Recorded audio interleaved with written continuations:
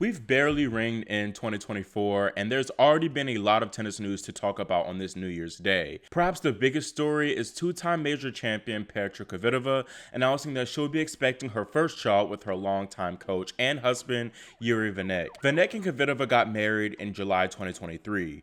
Kvitova made the announcement on social media last night, telling fans, "On the first day of 2024, I wanted to wish you a happy new year and share the exciting news that Yuri and I will be welcoming a baby into our family this summer." The news doesn't come as a total shock to diehard Kvitova fans, as many speculated a baby was in the oven after Petra didn't sign up for any Australian Open lead-up events. Kvitova confirmed that she will indeed miss the year's first major, posting on her IG story, "While I will miss my annual trip to Australia and competing in the sport I love, I'm looking forward to spending some time at home preparing for this exciting new chapter in our lives." Now, there was no official word from Kvitova or her rep on whether she intends to come back to the tour after giving birth. Some fans think that this is it for the Wimbledon champion, who is 33 years old and suffered multiple injuries last season. I personally think Petra will probably come back and have a decent farewell season or two, and the reason I say this is because so many WTA stars of late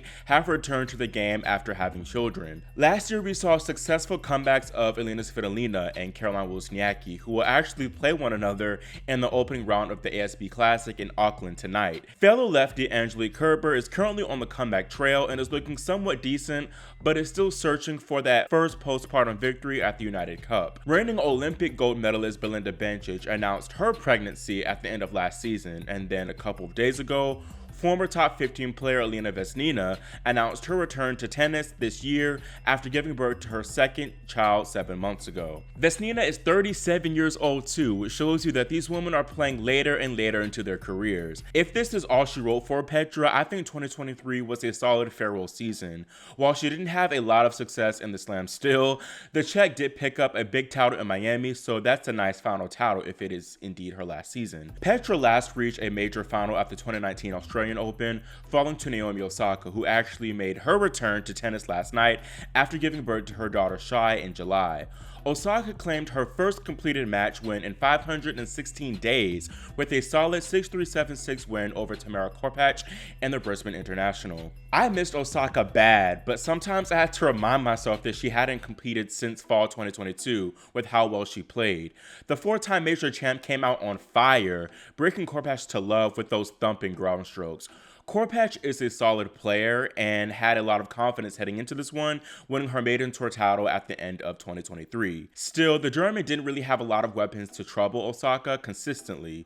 The match was on Naomi's racket for the most part, as the Japanese woman could just step up and end points with a swift swing of her Yonex racket. Osaka will be very pleased with her stats, hitting 36 winners to 21 on forced errors. The match really could have been a cute 6-3-6-3 win, but things got a bit complicated towards the end when Osaka tried to serve it out at 5-3. There we did see some nerves from her in trying to close out that first win postpartum. She made quite a few sloppy mistakes to let Korpatsch back into the match. That being said, Naomi does get a few points back for her clutchness when her back was against the wall. She was down low 30 when serving at 5-all, and she elevated her level to reel off 4 consecutive points to hold serve. The 26-year-old also saved 2 set points in that tiebreaker before sealing the deal in her third match point. If I were to give Naomi a grade for this performance, I would probably award her a B+ or an A-, all things considered. For this to be her first match on tour in over a year, Osaka played very well and perhaps looked even better than when we last saw her play. The ground game was on point as Naomi took care of each and every short ball at her disposal. The movement and serve were pretty solid, but I expect those aspects to improve as she gets more match reps under her belt. The German did take advantage of Osaka's weaker second serve at times, and Naomi will need to improve in that area, especially against bigger hitters like her next opponent Karolina Pliskova, who will look to attack that. I am very happy with this Brisbane draw for Naomi because while Pliskova is an accomplished player, the Czech did not play at a high level to close out her season last year. I don't think that it would be an easy one for Osaka, but it is very winnable and overall a solid test for her as she prepares for the Australian Open. The pair last met here in Brisbane 4 years ago in the semifinals, which Pliskova won in 3 tight sets. Naomi, for the most part, looked like she really enjoyed herself out there competing, and she was being all nice and friendly, even even to that little girl doing the coin toss, and she took her time engaging with the fans after the win. Osaka talked about her new perspective since having her daughter during her on-court interview. She said, "I feel like the last couple of years I played before I had my daughter, I didn't return as much love as I was given. So I really feel like that's what I want to do in this chapter," she said. "I just really appreciate people coming out, people knowing me and cheering for me, because I feel like there was a time where I was just a little kid trying to watch my role models play." Now, Osaka wasn't the only woman to have a successful return to the tour this morning. Amanda Anisimova played her first competitive match in nearly 8 months at the ASB Classic, defeating Anastasia Pavlyuchenkova 7-5, 6-4. The former prodigy took a step back from the sport, citing burnout and mental health concerns in the middle of last season. During her time away, the American did a semester in college, picked up an art hobby, and took road trips with her friends. Anisimova is one of my favorite players on tour, so it's great to have her back competing. She's going through a lot, losing her father early on in her career, compounded with the pressure of being an American tennis hopeful. The break seems to have done her some good too, as she says that she's happy competing again. Anisimova did say that she was dealing with some muscle spasms in her shoulder, so hopefully she'll be alright for her next match against 5th seed Maria Pliskova. Looking forward to tonight, Rafael Nadal is set to make his comeback after nearly a year's hiatus, facing none other than Dominic Thiem. Thiem had to battle through 2 tight 3-setters to qualify for the main draw, but he does lead the Spaniard 2-1 on the hard courts. Speaking of Brisbane, top seeds Holger Rune and Grigor Dimitrov battled back from set deficits to take down Max Purcell and Andy Murray respectively.